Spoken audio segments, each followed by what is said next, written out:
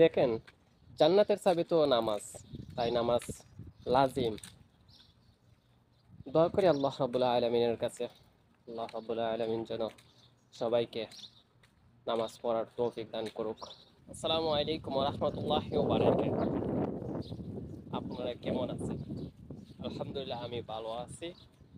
এখন যাইতেছি মসজিদে শুক্রবার নামাজ পড়ার জন্য। সৌদি আরব মোটামুটি আছে রোদ প্রচুর। আমাদের তো গাড়ি নাই, আমরা তো মিসকিন, তাই হেঁটে যাচ্ছি।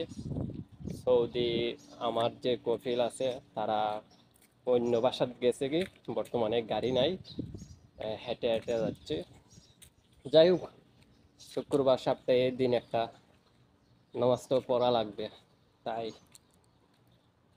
জলদি করে জারামগি। চেষ্টা করবেন শুক্রবার এবং 5 ওয়াক্ত নামাজ পড়ার, শুধু শুক্রবার না, 5 ওয়াক্ত নামাজ পড়া লাগবে। দেখেন, জান্নাতের চাবি তো নামাজ, তাই নামাজ লাজিম।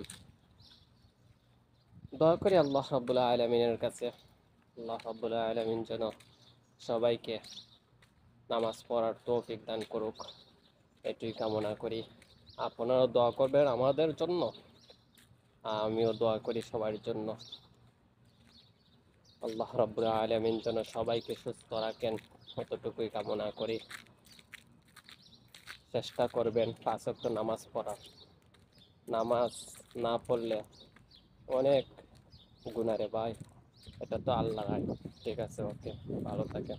আসসালামু আলাইকুম ওয়া রাহমাতুল্লাহ।